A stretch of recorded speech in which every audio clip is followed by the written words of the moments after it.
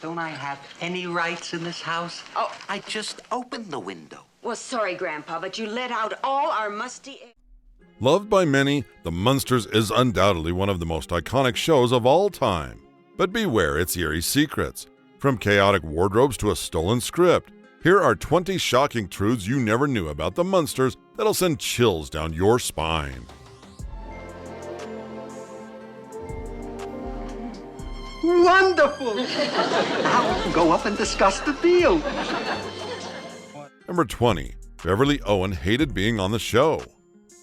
Charming audiences with her warmth and genuine presence, Beverly Owens quickly became a fan favorite in the early episodes of The Munsters for her portrayal of Marilyn Munster, the sweet and kind-hearted niece in the peculiar Munster family.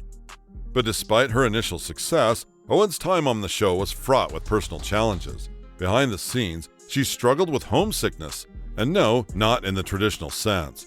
She longed to be closer to her fiancé who lived in New York, miles and miles away from the filming in California. This longing intensified as the series continued, making it increasingly difficult for Owen to remain on the West Coast, where filming took place. Soon the separation from her loved one took a toll on Owens' emotional well-being. Would you even blame her? Despite voicing out her desire to leave, talent agent Monique James threatened to sue her. This made her very distressed, sometimes leaving the room in tears. However, her misery came to an end when she got out of her contract after 13 episodes. Her exit paved the way for Pat Priest to step into her role for the remainder of the series, while Owen pursued other opportunities that allowed her to be closer to home. And commandments and other things that people Number 19. No lilies. Well, speaking of the women in the Munster family, did you know that in the original plot of the Munsters, Lily Munster didn't even exist? Yeah, you heard that right. Instead, Herman Munster's wife was initially Phoebe, portrayed by Joan Marshall. The script only flipped when the movie executives felt Marshall had a particularly uncanny resemblance to Morticia Addams from the rival show. This swift recasting decision led to Yvonne DiCarlo stepping into the iconic role of Lily Munster. But here's where things get interesting and a bit dicey. You see, DiCarlo was a prominent Hollywood star, and she wasn't exactly liked by her cast members. In fact, she faced skepticism from Gwyn and Al Lewis, who doubted her ability to fit into the Munster family dynamic. Plus, it didn't also help that DiCarlo spent way too much time on her hair and makeup. This caused several delays on set, frustrating cast and crew alike. However, it didn't take long for DiCarlo to win them over. Gwyn and Lewis eventually grew to appreciate her professionalism and comedic timing, ultimately forming a stronger working relationship with her.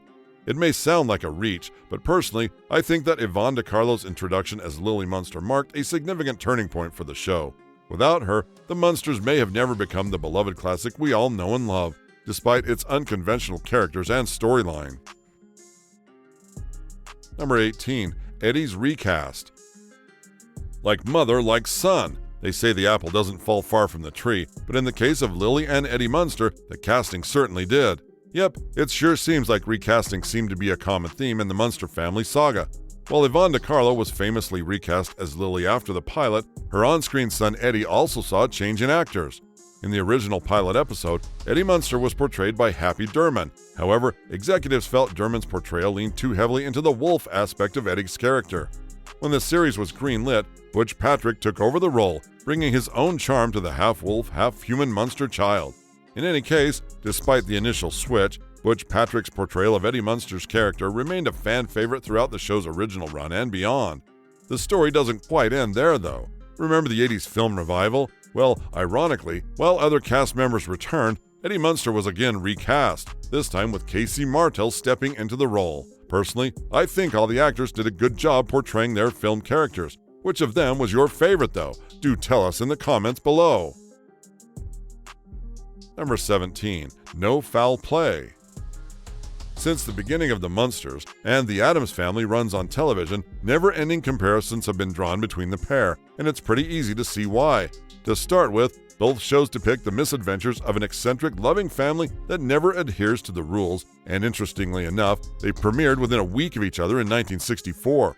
But what if I told you that the rumors of sketchy copying from one studio to another were just one big misunderstanding?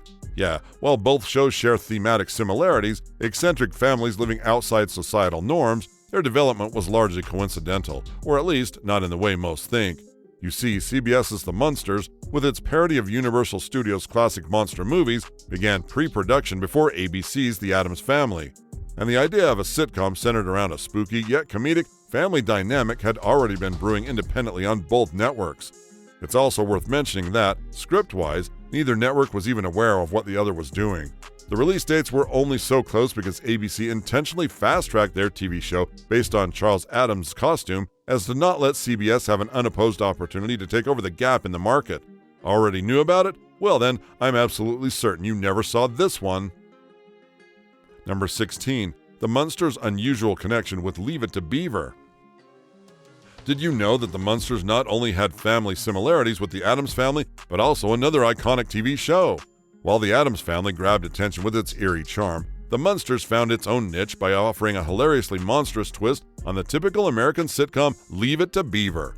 Before crafting the Munsters, Joe Connolly and Bob Mosher, the creative minds behind Leave It to Beaver, took their sitcom expertise to a whole new level, taking the suburban bliss of Leave It to Beaver and flipping it into a haunted mansion full of oddities and laughter.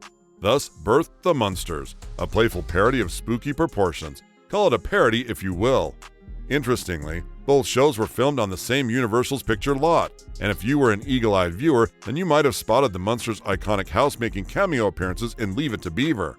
This connection not only highlights the versatility of the studio lot, but also underscores the creative overlap between these seemingly disparate shows. So you see, while the Addams Family and the Munsters battled for viewers' attention, the Munsters' subtle connection to Leave It to Beaver adds yet another layer to its unique charm and enduring appeal in television history. It's a masterpiece, really. You can be black or yellow or white, it doesn't matter. What does matter is the size of your heart. Number 15. Fred Gwyn's costume was very uncomfortable.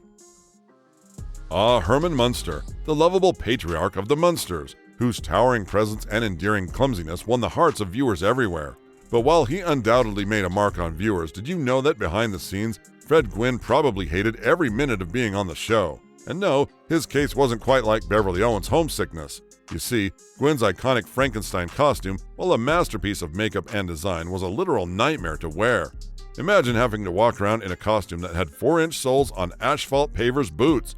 It doesn't quite sound like a fun walk in the park, right? Then add to that several pounds of foam padding strapped to his body to achieve Herman's formidable build, with the studio lights beating down, making him incredibly hot.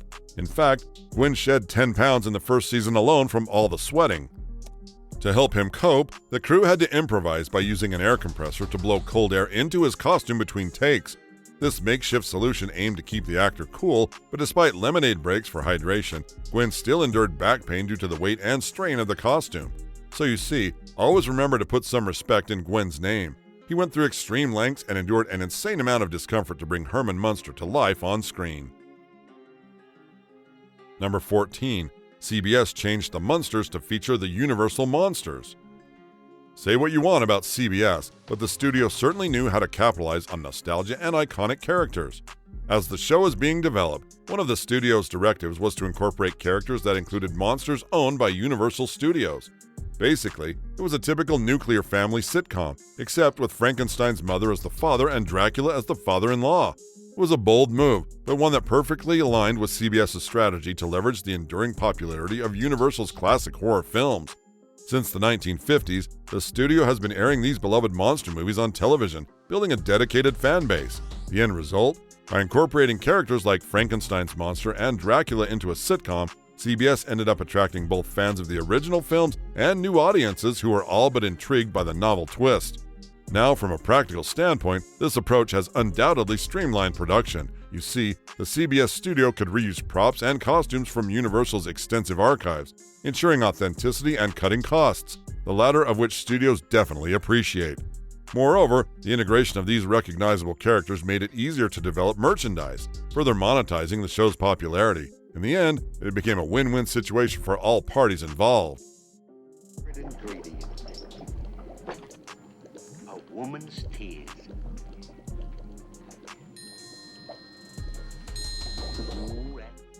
Number 13. The Munsters family in the plot isn't quite what you remember. When The Munsters was in its developing stages, there was a heated debate among executives. Should the series be animated or live action? Some argued for the lively, imaginative appeal of animation, while others favored the realism and charm of live action. Ultimately, though, they decided to go with live action, which gave the show its distinctive charm and allowed the actors to bring these iconic characters to life in a way that resonated with audiences. Speaking of which, did you know the pilot episode, originally titled My Fair Munster, serves as a bridge between the show's conception and its iconic debut? Of course you didn't. Only die-hard fans picked it up. In this episode, Grandpa attempts to play matchmaker by slipping a love potion into Marilyn's oatmeal, only to have it inadvertently consumed by Herman, Lily, and Eddie Munster instead, resulting in comedic chaos. There are some distinctions between the pilot version and the final version that aired. For one, the pilot was filmed in color, marking a departure from the eventual black and white aesthetic that became synonymous with the series. Joan Marshall also played Phoebe, and Happy Durman took on the role of Eddie Munster. As said earlier, executives felt Marshall resembled Morticia Addams too closely, and Durman's portrayal of Eddie was deemed too wild and untamed. In response, Yvonne DiCarlo was brought in to embody Lily Munster, while Butch Patrick was cast as Eddie. With some reshooting and editing, a revised version of the pilot eventually aired as the show's second episode, setting the stage for the Munsters' enduring legacy as a quirky, supernatural sitcom beloved by audiences worldwide. Having fun? Keep watching, though, to get more shocking facts like this one. Why, everyone is staring at me. Herman, I'm afraid to say this, but the explanation can be found in the nearest mirror. Number 12. The show itself really could have been colored. Ever heard of the butterfly effect? It's the idea that small decisions can have large, unforeseen consequences. Well, here's a perfect example from television history. Back in the 60s, when color TV was just starting to become a thing, CBS faced a big decision. Should they film the Munsters in color or stick with the classic black and white? Color TV has been around since the 1950s, but at the time, it was still a luxury and quite expensive. This made CBS decide to play it safe and keep the Munsters in black and white. Why, you may ask? Well, there are a few theories. Some say they wanted to save costs, and others believe they thought black and white would make the show less scary for younger viewers. Another idea is that they wanted to maintain the same spooky tone as the classic Universal Monsters movies that inspired the series. Whatever the reason, little did they know, this might have contributed to the Munsters' eventual downfall. While black and white added to the show's eerie atmosphere, it also limited its appeal, especially as color TV sets became more popular. By the time ABC launched its colorful sensation, Batman, in 1996, poor old Munsters could never compete. The vibrant visuals of Batman drew viewers away from the monochrome world of the Munsters, leading to declining ratings and the show's cancellation after just 2 seasons. Alas, it makes me wonder what could have been had the Munsters been filmed in color from the start. Would it have been more popular? Would it have lasted longer? It's one of those what-ifs that leaves us wondering about alternate TV history. What's funny, though, is that the unaired pilot My Fair Munster was actually filmed in color. I'll bet you never knew that. The decision to stick with black and white for the series was only made after a couple of test screenings. What do you think, though? Would the Munsters have been better off had it been broadcast in color? Would it have altered the show's popularity? Keep pondering that as we dive into the next shocking fact about this iconic TV series. Mayday, mayday, spoilers ahead! Agent, make sure you get us reservations in a very nice place, because if there's anything we can't stand, it's weird people. Number 11, Lily Munster was canonically stronger than Herman. Lily Munster, the matriarch of the Munster family, isn't just your average housewife. In fact, she's more than capable of holding her own, literally. While Herman Munster, resembling Frankenstein's monster, very often showcased his superhuman strength throughout the series, there's a surprising twist that not a lot of fans picked up on. Lily was canonically shown to be even stronger than her husband Herman. In the episode Follow That Munster, Lily's remarkable strength took center stage, and without giving away too much, let's just say that her prowess and power made quite an impression. Personally, I think the reveal was a delightful twist that added depth to her character and challenged traditional gender stereotypes in a fun and somewhat unexpected way. So if you're someone who appreciates strong female characters breaking the mold, Lily Munster's moments of strength are definitely worth revisiting. It's just one more reason why The Munsters remains a timeless classic with surprises around every corner. I spoke at 144 different colleges in the last few years and broke attendance records at every one. The kids are cartoon freaks, they love them. Number 10. Mel Blanc was the voice of the Raven. In the eerie and whimsical world of the Munsters, even the cuckoo clock had its own unique twist. Instead of a typical bird chirping the hour away, the show decided to take things up a notch by having the Raven emerge with a dramatic Nevermore, a nod to Edgar Allan Poe's haunting poem. And who was the man behind this memorably voiced Raven? That's right, you guessed it. Behind the voice was none other than Mel Blanc, the Hollywood legend in the realm of voice acting. Known as the man of 1,000 voices, did you also know that Mel Blanc brought to life an astonishing array of characters, from Bugs Bunny and Daffy Duck to Barney Rubble and Mr. Spacely? As a matter of fact, his innate talent spanned over 500 voices, making him a cornerstone of animated entertainment during his time. I can't even think of anyone who remotely comes close. For fans of the Munsters, Blanc's contribution added an extra layer of whimsy and dark humor to the already eclectic household of Munsters. It's a testament to the show's attention to detail and quirky charm that even a minor character like the Ravenclaw became a beloved part of television history. Number 9. Fred Gwyn and Al Lewis worked together before the show. Guys, can we all agree that Fred Gwyn and Al Lewis, the dynamic duo behind Herman Munster and Grandpa Munster, brought an unforgettable energy to the Munsters through their electrifying performances and undeniable chemistry? Individually, both actors had this amazing ability to suck an audience into their acting, but together, they were basically impeccable. But here's the thing, what if I told you the Munsters wasn't the first time they'd feature together? Fred Gwyn, known for his towering stature and deep voice, had previously gained recognition for his role in the police comedy sitcom Car 54, Where Are You? Running from 1961 to 1963, the show portrayed the humorous escapades of two mismatched New York City police officers, showcasing Gwyn's knack for comedy and larger-than-life characters. His portrayal of Herman Munster in The Munsters allowed him to blend his comedic timing with a touch of humanity, making Herman both endearing and hilarious. Al Lewis, on the other hand, brought a mischievous charm to Grandpa, combining wit with a hint of supernatural flair, which added depth to the Munster family dynamics. In any case, their prior collaboration in Car 54, Where Are You? Undoubtedly influenced their on-screen rapport in Munsters. This shared history and chemistry between Gwyn and Lewis helped to authentically convey the close-knit and quirky Munster family dynamic, a crucial element that contributed to the show's enduring popularity. You look so natural sitting in that box.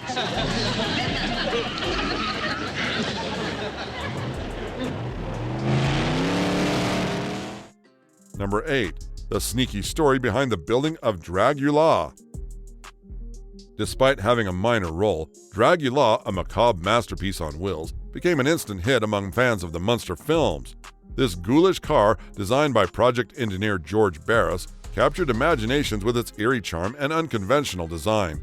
Its influence has been profound, inspiring various recreations over the years, including a song titled by rock musician Rob Zombie, paying homage to Grandpa Munster's spooky ride. But hey, have you ever pondered its genesis? As amazing and surreal as the car looks, what makes the Dragula even more intriguing is its own story, a tale steeped in legal hurdles and creative problem-solving. In North Hollywood, where the show was filmed, purchasing a coffin without a death certificate was strictly forbidden. But as the man he is, George Barris, known for his innovative car designs, wasn't going to take no for an answer. Under the cover of night, Barris struck a clandestine deal with a local funeral director, exchanging cash for a casket, which was discreetly picked up from the funeral home's back door. This daring maneuver allowed Barris and his team to bring the Dragula to life, adding an authentic touch to the show's spooky aesthetics. Despite appearing in only one episode, the Dragula's impact and legacy remain one of the most dazzling and captivating facts about the Munsters. We wouldn't dare make this list without talking about it. Number 7. The connection between Grandpa and Frankenstein's lab. For many years, one of the most iconic sets in movie history was Dr. Frankenstein's lab in the 1931 film Frankenstein. This laboratory, filled with buzzing electrical equipment, sparking machines, and bubbling beakers, became the archetype for mad scientist labs in cinema. Its atmospheric design, complete with eerie lighting and intricate props, set a new standard for horror film aesthetics, leaving a lasting impression on audiences. But who was the mastermind behind this legendary set? Enter Kenneth Strickfaden, a renowned special effects specialist of his time and the visionary mind responsible for bringing Dr. Frankenstein's lab to life. His meticulous attention to detail and innovative use of electrical effects created an unforgettable backdrop that enhanced the film's chilling narrative. Fast forward to the 1960s, and Strickfaden's expertise once again was sought after, this time for the television series The Munsters. Serving as the head of the special effects crew, Strickfaden brought his expertise to Grandpa Munster's laboratory, and guess what? Many of the props and gadgets used in Grandpa's lab bore striking resemblances to those from Frankenstein, bridging the gap between the classic horror film and the comedic homage of the Munsters. This connection not only added authenticity to the show, but also honored the legacy of films that inspired the creation of characters like Herman Munster. So you see, through Strick Fadden's visionary designs, both Frankenstein and the Munsters shared a visual continuity that connected the show's homage to classic horror cinema with its own unique comedic twist. His contributions ensured that Grandpa's lab became as iconic in television history as Dr. Frankenstein's lab was in the realm of film. Admit it, you've been pretty shocked by most of the reveals so far. So why don't you hit the subscribe button and turn on the notification bell so you stay updated with our latest content? It'll only take you a second. While you're here, let's uncover another extraordinary and surprising fact about the Munsters TV show that you probably didn't know.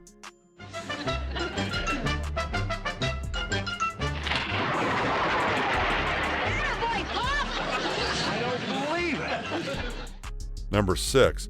The secret behind the Munsters comic books. Remember how the Munsters were all in our faces at their peak?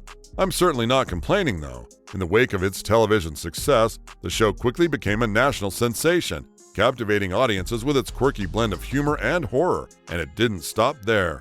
As the show gained popularity, fans clamored for merchandise featuring their favorite friendly monsters. This demand sparked a lucrative market for products ranging from toys and board games to clothing and novelty items, all adorned with the likeness of Herman, Lily, Grandpa, and the rest of the Munster family. However, behind the scenes of this merchandise boom lay an unexpected challenge for the Munster family foray into the comic book industry.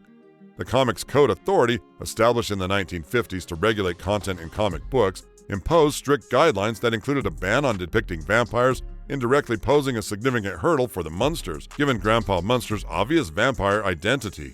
Enter Gold Key Comics, an independent publisher operating outside the jurisdiction of the Comics Code Authority. Recognizing the potential of the Munsters brand, Gold Key took a bold step and published a series of comic books featuring the lovable monsters. From 1965 to 1968, they released a total of 16 issues of the Munsters comics, circumventing industry norms by prominently featuring full-color photographs of the show's cast and stills from the series on their covers. By sidestepping the traditional comic book regulations, Gold Key's daring move not only satisfied the fervent fan base of the Munsters, but also paved the way for other non-traditional comic adaptations. Their innovative approach allowed readers to immerse themselves in new adventures with their beloved Munster characters, untethered by the limits of mainstream comic book censorship. Number 5. Al Lewis was not the first choice to play Grandpa. Speaking of vampires, can we take a moment to appreciate Grandpa? Among the quirky characters that populated the show, Grandpa stood out as a fan favorite. With his unique blend of humor and old-world vampire antics, Grandpa Munster captivated audiences worldwide.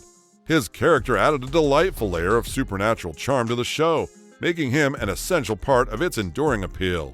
Behind all of it was Al Lewis, the man who brought Grandpa Munster to life with his iconic portrayal.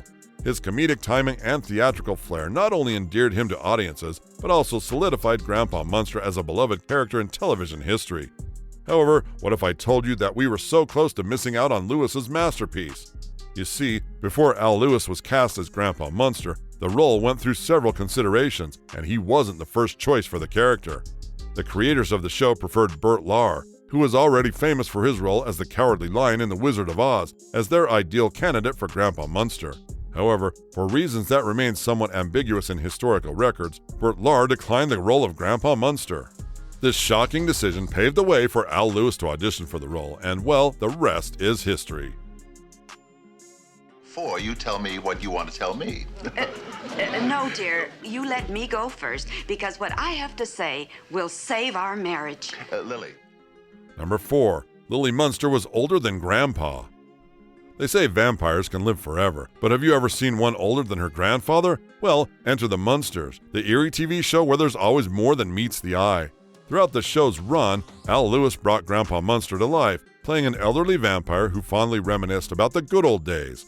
However, don't let the role deceive you about the actor's actual age. As surprising as it sounds, Al Lewis was actually a year younger than Yvonne DiCarlo, who portrayed Lily Munster, his character's daughter on the show. Both of them were younger than Fred Gwynn, who played Herman Munster. Behind the scenes, the actors wore extensive makeup, enough to conceal any signs of age or other characteristics. The behind-the-scenes magic helped maintain the illusion of these timeless characters, captivating audiences with their comedic antics and supernatural charm. I mean, just take a look at this. Despite their real ages, the performances of Al Lewis, Yvonne DiCarlo, and Fred Gwynn ensured that the Munster family remained beloved icons of television history, showcasing the enduring appeal of their otherworldly humor and familial dynamics. But before we go into the next shocking fact of the day, remember when I told you that Beverly Owens hated being on the show and that she was replaced by Pat Priest? You're not going to believe how the latter got the role. Number 3. The shocking truth behind the Priest's role. Ever heard the saying, one man's food is another man's poison? Well, let's just say that the Munsters show was a perfect example of that. For Beverly Owens, playing Marilyn Munster was like poison. She couldn't wait to leave the role and reunite with her lover back east. It was a stark contrast to Pat Priest, who not only gladly stepped in for the role, but hey, was practically born for it. You see, Pat Priest's casting as Marilyn Munster was serendipitous in many ways. Not only was she the daughter of United States Treasurer Ivy Baker Priest, but she also shared physical similarities with Owens. Blonde, like the character was originally envisioned, and standing at the same height with nearly identical measurements, Priest fit into all the existing Marilyn outfits and accessories perfectly. This stroke of luck meant that the show's wardrobe department could seamlessly transition to using existing costumes without the need for costly replacements, saving valuable production resources. Priest's tenure as Marilyn Munster not only brought continuity to the character, but also allowed her to bring her own charm and interpretation to the role, further solidifying her place in the Munsters' legacy. I've seen countless instances where changes in casting and costume design behind the scenes result in disastrous transitions. However, Pat Priest's portrayal of Marilyn Munster was the complete opposite. Her transition was as smooth as silk. It was almost providential, don't you think? Adorable, and sometimes you're a goofball, but I love you. Oh, Lily. Say that again. Number 2. The Munsters very nearly started in 1943 as a cartoon. Beyond the uncharted ifs and had-beens that could have changed the fate of Hollywood, I can't help but feel that the Munsters stands out. You see, not a lot of people know this, but back in the 1940s, the show almost completely took a different form altogether. During the 1940s, Universal Studios was at the height of its monster movie era, producing classics like The Invisible Man Returns, The Wolfman, and Frankenstein Meets the Wolfman. Bob Clampett, famous for creating iconic characters like Porky Pig and Daffy Duck, moved on from Warner Brothers cartoons to television, where he pioneered creator-driven series with shows like Time for Beanie and Beanie and Cecil. And it was then that Bob Clampett, already known for his impeccable work on Looney Tunes, pitched Universal the idea of a family of funny monsters. Yep, as crazy as it sounds. Just imagine an alternate world where the live-action sitcom went from this to a cartoon featuring funny monsters, pitched during Universal's heyday of monster flicks like The Invisible Man and Frankenstein Meets the Wolfman. Alas, his vision for the monster family never materialized. Decades later, the Munsters show, which we all know and love, made it to our TV screens as a black and white release. But hey, it makes me wonder how amazing it would have been if the Munsters had started as a cartoon. Would it have thrived on its own niche, perhaps avoiding the obscurity brought on by the colored Batman series? We may never know for certain, but it is certainly intriguing to imagine alternate realities where humorous monsters roamed in animated form, captivating audiences in ways we can only speculate about. In any case, you might want to brace yourselves for the ultimate twist you definitely never saw coming. Number 1. The Munsters' original pitch was stolen. Yes, you definitely heard it right. In the 1960s, television was transitioning from traditional family sitcoms to more offbeat and supernatural themes, spurred on by shows like Bewitched, I Dream of Jeannie, and My Favorite Martian. This era welcomed everything from witches and genies to aliens and talking animals, reflecting a growing appetite for unconventional storytelling. Enter Alan Burns and Chris Hayward, who, after collaborating on cartoons like The Rocky and Bullwinkle Show, pitched a concept to Universal Studios for a quirky family sitcom inspired by Charles Addams' darkly humorous cartoons. Their idea revolved around a family of weirdos, echoing the macabre charm of Addams' creations. Unfortunately, their pitch was passed on by their contract at Universal without crediting them. It wasn't until the Writers Guild of America intervened that Burns and Hayward received recognition for their contributions. In the credits of the Munsters, their involvement is acknowledged as from a format by. Despite this setback, Alan Burns went on to co-create iconic shows like The Mary Tyler Moore Show and Rhoda, which thankfully left a good legacy in television comedy. It's a reminder that even in the creative world of television, ideas can be borrowed, adapted, and sometimes not credited properly, but talent and resilience can still prevail in shaping memorable entertainment. And there you have it. 20 of the most shocking truths about the Munsters TV show. No matter how big of a fan you are, we're certain many of these revelations left your mouths wide open. If you found these stories as fascinating as we did, click the like button and let us know in the comments which revelation surprised you the most. But wait, before you go, there's plenty more where that came from. Be sure to watch the video currently displaying on your screen for another astonishing revelation about the hidden truths of Hollywood. See you there!